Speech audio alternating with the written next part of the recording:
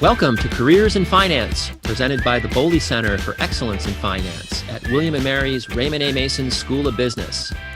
This podcast will explore various areas of the financial services industry, career paths in finance, and other practical insights that will help students better understand and prepare for professional success in the field of finance. Be sure to subscribe to the podcast and catch future episodes as we explore the field of finance. And now your host, Jad Howell.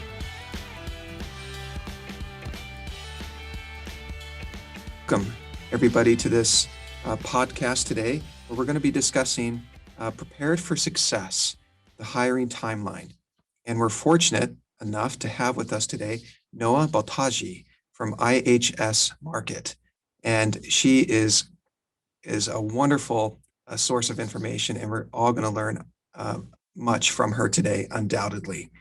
And so let's just begin, Noah, with our first question for you. Tell us a little bit about your industry and talk about your background and how you ultimately found your way into human resources on behalf of IHS Markit. I'm grateful to be a part of this podcast. I have to say it's my second podcast. I spent about 8 to 10 years on Wall Street. I'm a fully licensed stockbroker. I have a finance degree, but I graduated during the crash. So I never got to actually be a broker. Instead, I went into a career I didn't even know existed. And that's kind of where I talk to students about thinking about things you don't even know exist and using skills in a different way. So graduating as a female with a finance degree during the crash, I got licensed and there weren't a lot of opportunities, but I could talk the talk and I had a really good skill set in finance. So I ultimately found my place within HR. So instead of being a broker, I hired brokers and recruited brokers and ultimately managed the performance of those brokers or bankers or research analysts at institutions such as Credit Suisse. And I've worked on the trading floor at Guggenheim Securities. I went into fintech a few years ago and worked for iPrio, which was owned by Blackstone and Goldman Sachs. Okay. And we were acquired by IHS Markit. So I'm now currently the head of all intern and graduate hiring at IHS Markit, which is a very large data company. When I graduated with a finance degree, I never thought I would be in this position 10 years down the road. So as you start to finalize your education and pursue internships, just know that it's okay to change course. It's okay to make risks, and it's actually encouraged to try something new. So what you think you might be doing in 5 years, that job may not even exist. There are a ton of new opportunities being created every day. So just keep that in mind as you go through your journey and you do due diligence on firms and positions. So Noah, can you tell me a little bit about what makes a resume stand out? And then conversely, what might be something you do not want to do with that resume that might hurt that resume? Can you share some experiences and some examples? I also like to give students some real guidance on what their resume should look like. I've seen maybe 100,000 resumes, if not more. And I can tell you from behind the curtain, there are a few things that we look at from students. And if those things aren't on your resume, I'm going to move on to the next one because quite frankly, I don't have time. So if you want to stand out in a crowd, your resume needs to be simple. Especially if you are a recent graduate, it needs to be one page. The most important thing is you. Your resume is a 30-second commercial. You get 30 seconds to have this recruiter either take note of you or move on to the next person. So obviously your name is really important. Believe it or not, I've gotten several resumes that don't have a name on them. So make sure that your name is on there. If you have a unique name, like my name, Noah Baltaji, not the easiest name to pronounce. Perhaps you have a nickname that you go by. You should absolutely include that on your resume. That way, when a recruiter reaches out to you, they're not intimidated or they don't feel like they're going to offend you if they don't say your name correctly. So it's always okay to include a nickname if you want to. I always say it's important to have the way of contacting you, which is an email and phone number.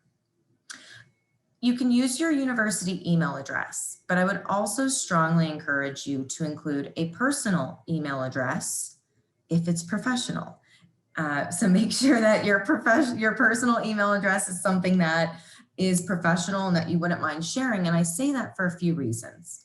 Some universities block incoming mail from large institutions. So if you have a .edu email address, you may not get these notifications. If you have a personal email address, you probably will. So it's always good on your application to put 2 email addresses.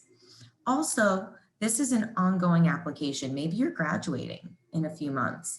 That student email address is no longer going to be active. How am I going to contact you once That's a great point.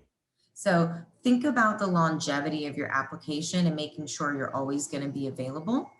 And then it's always great to put a link to your LinkedIn profile. Only do it if you have a good LinkedIn profile. So if you don't have a picture up, if it's not updated, if you haven't added skills on LinkedIn, if you haven't indicated interests in companies, then maybe don't include your LinkedIn profile. But if your LinkedIn profile is very good, there is a way to include the external hyperlink. So as a recruiter, I look at your name. What are you studying? People don't tell me when they're graduating. I love to started college in 2019, but when are you graduating? Because that's what's impactful to me. So your name, how I can get in touch with you, what you're studying, when are you graduating? Your anticipated graduation date is missing on almost 50% of the resumes that I get.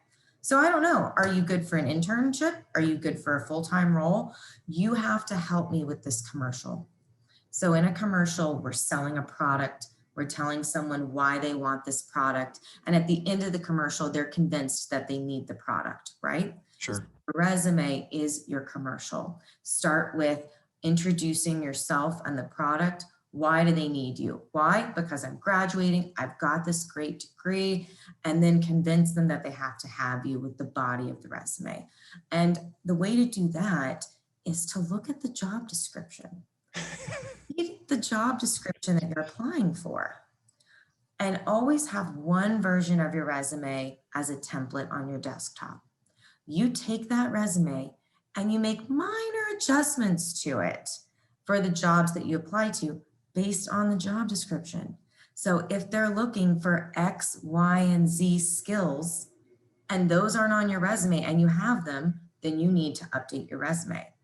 If they're asking you to do certain responsibilities as part of the role, and you've done those things in an internship or as part of a student organization, that should be the first bullet in your work experience on your resume. So you are pulling exactly what they want and putting it on your resume in an accurate form. So that's how you really customize your resume for each role. The last thing I would say is activities and interests are more important now than ever. I don't get to greet you in a lobby. I don't get to have small talk with you around the elevator. How was your commute? Let's talk about the weather. So I'm not getting that additional color from that interaction with a human being. This is a chance for you to add some additional color on your resume. I've seen people who put hip hop dancing as their interest. And I was like, you know what? That's great. I just remember that. I even had someone put LaCroix, like water, like the sparkling water. Don't know why that's an interest, but you know what? I remember it. Remembered it. Yeah. Out of the hundreds of thousands of resumes I see, I remember that. So put something in there that's special to you. And obviously in this COVID environment, I would hope that everyone has a new hobby or interest. So there should be something for you to put on there. That also gives us insight into your personality, your character traits. Maybe there's a certain department that I now think you'd be a great fit for culturally. All of those things are really important when you think about your resume. So I would traditionally go through a workshop and have everyone create templates of their resume. My last biggest piece of advice for your resume is once you have a good basic one-page version that you're happy with, convert it to a PDF. Never, ever, ever give a Word version of your resume. That's allowing someone to change the editing or formatting or content. You're losing your intellectual property. Always make it a PDF when you're going to share it, and send yourself that resume in your personal email. Why? Because if you're out meeting someone, or if you're on a call, or if you're at the grocery store, or you're at a family event and they meet you and they say, hey, you know what, I think I might have an opportunity for you. Do you have a copy of your resume? Of course you don't. It's right there. Walks around with a copy of their resume in their back pocket. But if it is an email that you've sent to yourself just as a blank email, you can be like, absolutely, I have a copy of my resume. What's your email address? You open your phone right then and there, and you email that person directly. You just forward them that copy of your resume. Now, not only have you made a connection with someone, you have their email address, and you've already sent them your resume.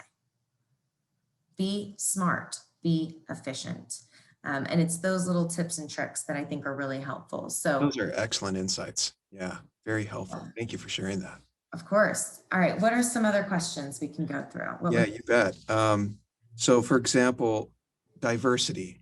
Can you tell us a little bit about how IHS market embraces diversity, particular programs that students should be aware of, and especially today, how is that diverse employee base, being pursued and developed? I'm so glad you asked that question. It's actually one of our top agenda items from our executive committee and our board. We recently hired a new chief diversity officer at the firm. I personally am ensuring that we're an equal opportunity employer in the US. So every position at IHS Markit requires several people to be interviewed before we make a selection.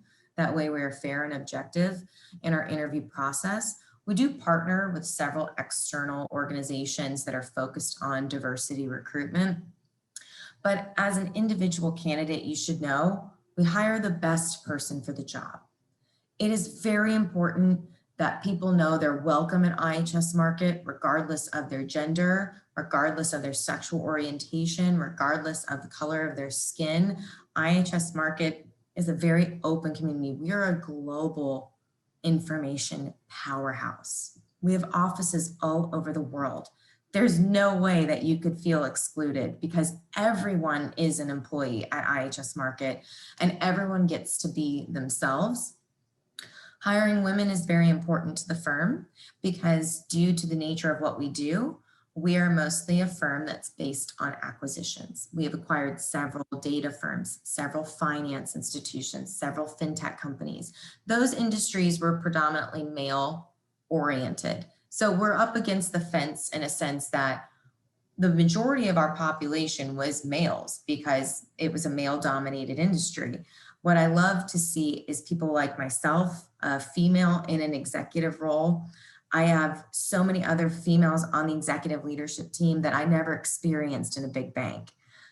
It's really exciting to see more women getting promoted at this firm than I've ever seen at a broker dealer or on a trading firm. I do have an initiative to make a 50-50 hiring, quota. We want half of our population to be male, half female. That's hard because it's based upon who applies. So I can tell you the current breakdown of our firm is 70% male, 30% female. But last year we made an effort in our intern and grad hiring to really change that, right? So to answer your second part of your question, what are we doing? We started a few diversity outreach programs, fintech boot camps with schools where we knew that there was underrepresented populations of students.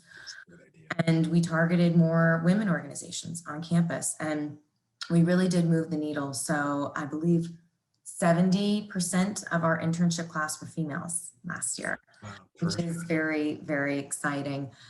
And I have to say a big push came from India. So that's where we saw a huge change in the gender initiative, and it inspired us globally to do what they've done in India to empower women.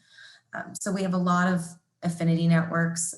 Engage is our Black network internally. So we partner with HBCUs all over the country to make sure that they know what is data science? What does an energy analyst do? What does some global markets do? I mean, a lot of these communities have never had exposure to Wall Street. They've never had exposure to big data. So all we're doing right now is education and outreach. We want to make sure everyone knows our door is open. Oh, that's terrific. You're starting at a very early point in terms of getting them educated and ultimately successful in terms of placement. Exactly. And students at any level of their college education are welcome to participate in our workshops and our boot camps. We especially encourage people at the freshman and sophomore level, because that's where you start to decide, maybe I want to change my course for next year. Maybe I do want to take a class in that. And it's really important to sign up for these workshops or learn more about these companies early on and try an internship, because guess what? You might hate it. You might realize, okay, this is not for me, and good thing that I have another summer to try something else. But yeah, the door at IHS Market is open to everyone. That's great. Yeah, and to that point, the Mason School of Business, you may be aware, is a 2-year business school. And so in many instances, we have juniors who may be somewhat behind the 8 ball. And we may have student athletes as well that have conflicts, and for whatever reason, they are not able to well in advance of that recruiting cycle, participate and position themselves. What advice might you give to a student who may be behind somewhat that recruiting cycle to advance and catch up, if you will?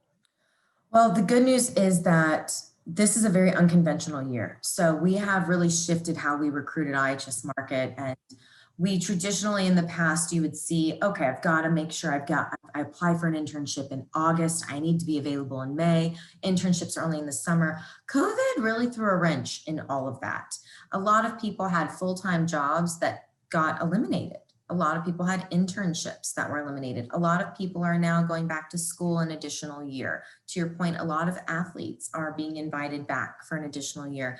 I've had multiple cases where I work with them, and all I ask is that you're honest on your application. That's all it takes. Just be honest about your intent. And so if you are in a unique situation like that, a cover letter is a really good idea, because a cover letter is helping the recruiter understand what's going on with the timeline. And it's also helping them understand your availability, your interest, your eagerness in the role. I've shifted the recruitment timeline at IHS Market. We hire now organically. So as soon as we find someone, we hire them, because I'm conscious that although I typically wouldn't hire for my grad program until July of this year, if we find someone who graduated in May of last year and just hasn't been able to find a job because of COVID, we're going to hire you right now. If we find someone who graduated in December, we're going to hire you right now. And I think that when you look at early careers programs and you think about the requirements, 0 to 6 months of experience, or you have to be a recent grad, or you should be a sophomore, just remember, an internship is an internship. It's an opportunity for you to learn about the firm. Full-time jobs are a little different. You need to make sure that you're really interested in that full-time job, and you need to be available to work in the city in which you're applying to down the road. So right now you're going to see a ton of jobs posted.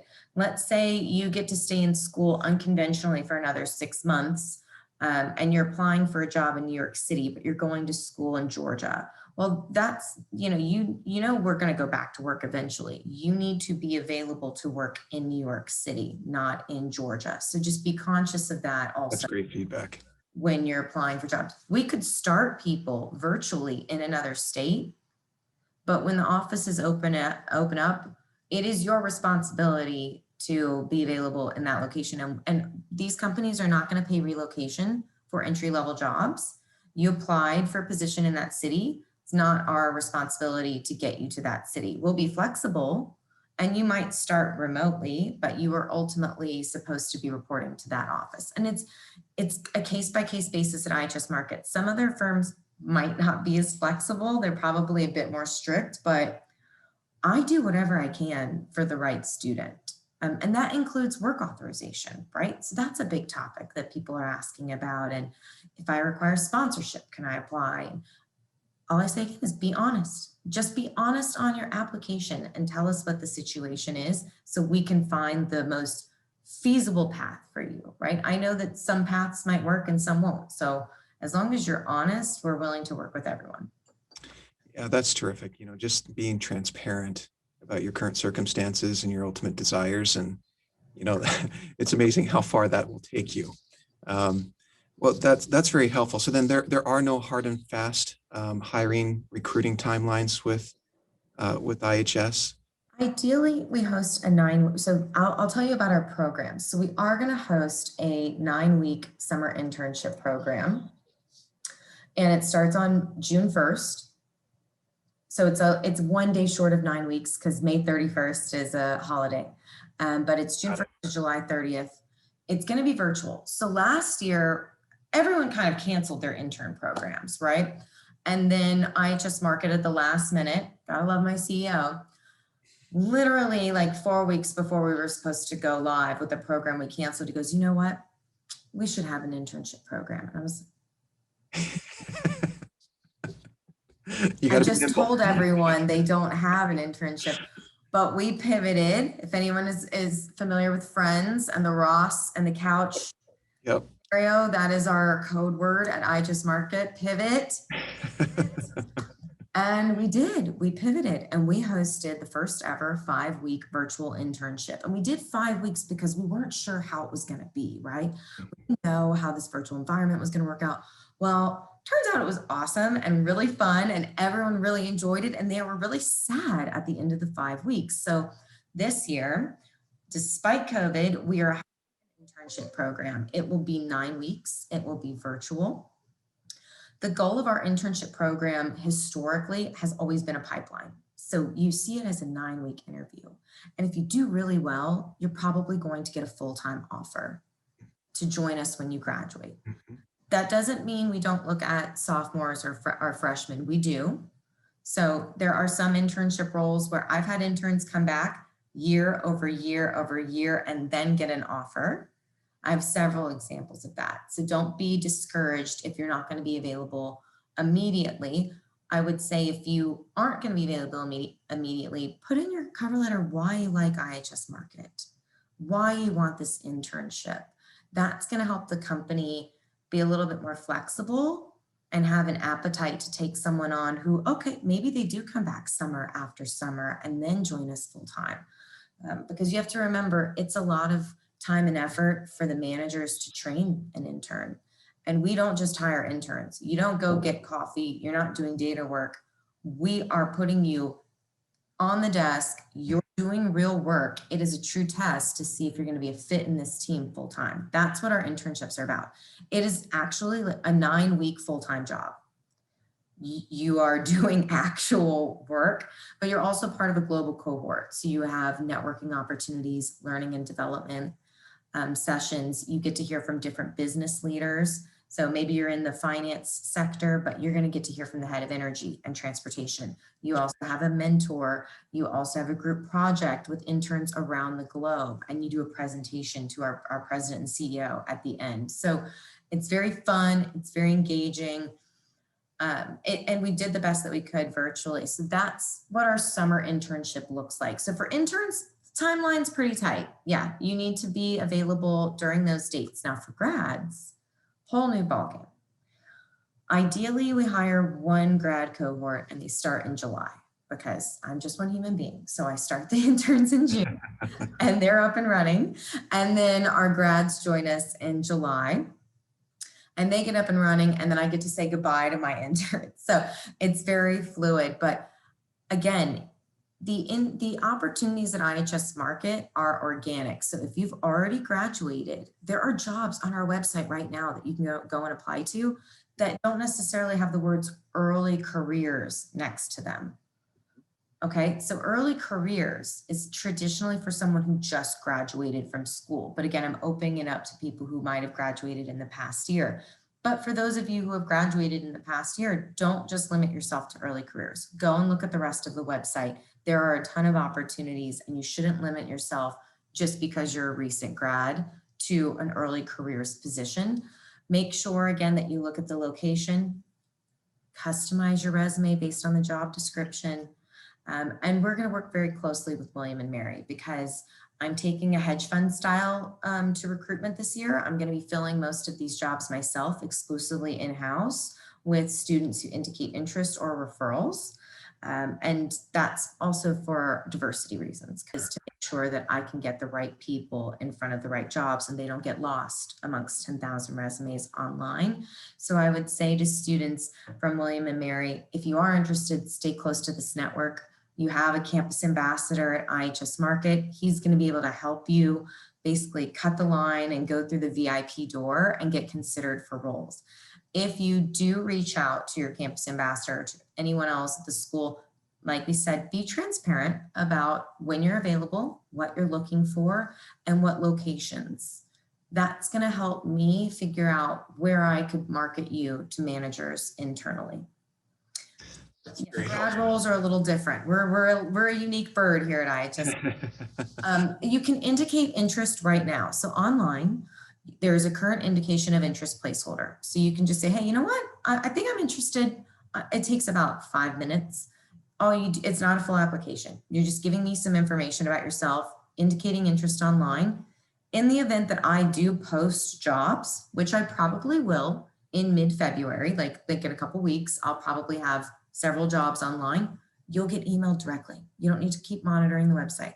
So by indicating interest online, you actually will receive an email from me, and I'm going to say, go shopping. Take your time, browse, but don't purchase too many items. That's my last and final piece of advice about applying. If I see someone applied to 10 jobs, they don't know what they want. Right. I don't have time to figure this out for them. Be very smart and strategic with your application approach. Yeah. You can apply to maybe 2 or 3 jobs most within a firm. If you do more than that, the recruiters will not take you seriously. That's great insights. Mm-hmm. What do they do after they go express an indication of interest? They apply. What do you recommend they do as they wait? Okay, so by indicating interest, you don't have to do Pine metrics yet. You're just going to get notified once jobs are live. I would say if you've indicated interest, the best thing to do is go to the IHS Market website, watch the videos. There's also an IHS Market YouTube channel. Go watch the videos. Go watch all of these videos about IHS Market. Read our client testimonials. Look at the new press releases. Find some content on LinkedIn that gets you really excited about the firm or gives you a little bit more information. That way, when jobs do go live, you know which ones you want. That's what I would do in the meantime. And I would also polish up my LinkedIn profile. So if your LinkedIn profile isn't good, this is a really great opportunity to sit at home, take a selfie, upload a new professional photo. And guys, what's really important on LinkedIn that people don't realize, there is a skills section. Actually add your skills to the skills section on LinkedIn, and maybe go and ask for a few recommendations from people that you know, get some testimonials up there. And if you want to show what you're interested in at the bottom, it wouldn't hurt if you put that you're following IHS Market, on your LinkedIn. Right, absolutely. So that when I, as a recruiter, look at your LinkedIn, I'm like, oh, they're following IHS Market. So existing interest. That's what you can do in the meantime. And then if you do apply, what is it going to look like? It's rapid fire, guys. So if you do apply, it's going to go really fast and really quick, starting, after February 16th. So everyone here is invited to the IHS Market Showcase. That's on February 16th. I will make sure to give the invite to you. It's really cool and really exciting. I don't know if anyone's ever done anything like it before, but you're going to hear from the heads of the businesses, each business, really quick. And it's going to be like CNBC style, like a panel. Yeah. And you're going to hear from each business and our diversity officer. Then you're going to have 8 people from the business give you advice, how to make the most of LinkedIn, mentoring, interview skills, interview tips. And you can choose which session you want to join throughout the day. So we'll share the whole agenda with you. And again, I really encourage you to attend because it's kind of awesome. After you get career guidance from all of the coolest execs in my firm that agreed to do this for me, then there's a fireside chat with recent grads. So we're going to actually have people who just recently graduated that are going to tell you about their journey. We're talking about things like adulting 101, from the dorm room to the boardroom. That's terrific. Setting multiple alarms. Adulting, I like that. So that's our first topic, is adulting 101. And it's hosted by grads, and that's going to be a really awesome fireside chat. So Oh, that's terrific. we just got our head count like 2 weeks ago And because of the merger with S&P. So I normally would already have my jobs filled. I see. I have never waited this long to recruit. So I think to those students who are worried, I haven't even started yet. Still time. There is plenty of time. Just when you're ready, it's a sprint. So when you're ready, be ready. Yeah. Well, that's very helpful. I've just enjoyed listening to you throughout. You're so energetic and excited about all these aspects that are important to the student. And I know they're just going to digest this podcast and really appreciate your thoughts and thoughtfulness in responding to these areas.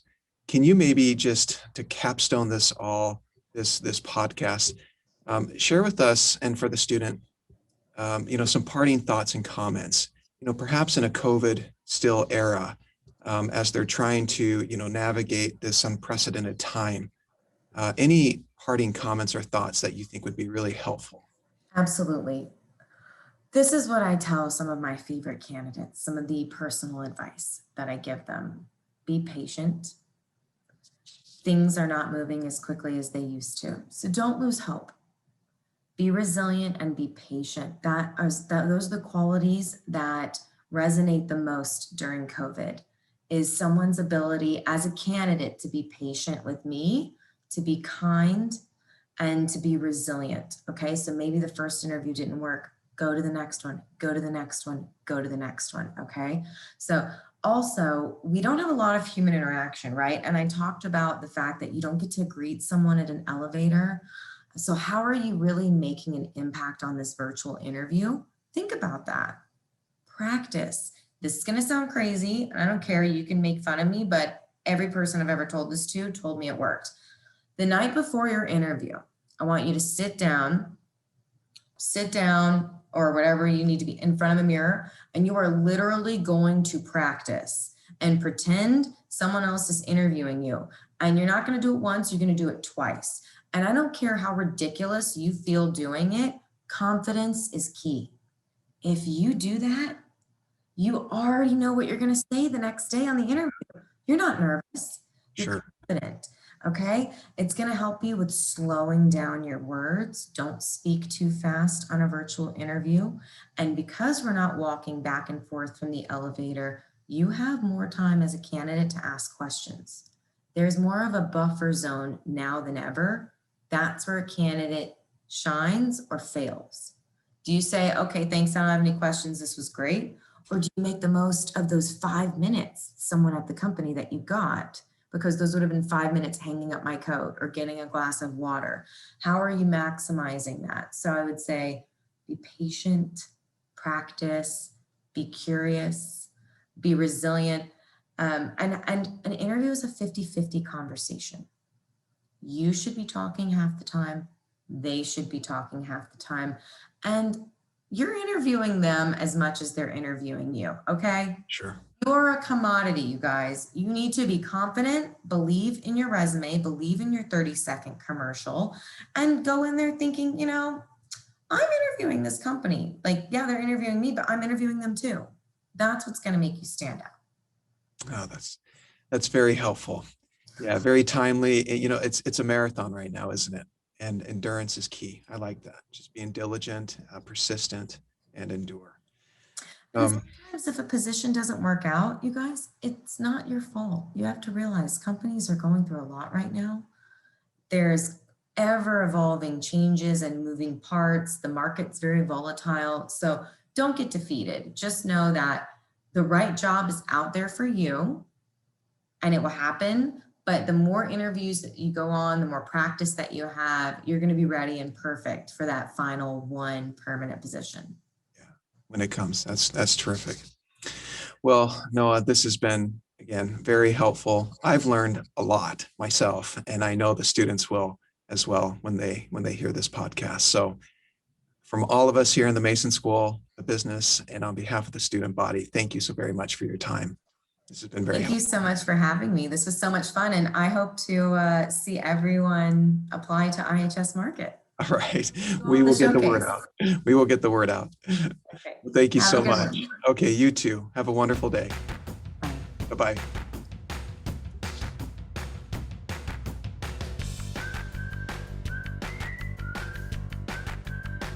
Careers in Finance, presented by the Boehly Center for Excellence in Finance, is a production of the Raymond A. Mason School of Business at William & Mary. Executive producer is Jeffrey Rich in association with Magenta Text Productions. Find out more about the Boehly Center by visiting boehlycenter.mason.wm.edu. And if you enjoyed this podcast, please share it with a friend and leave us a rating and review on Apple Podcasts.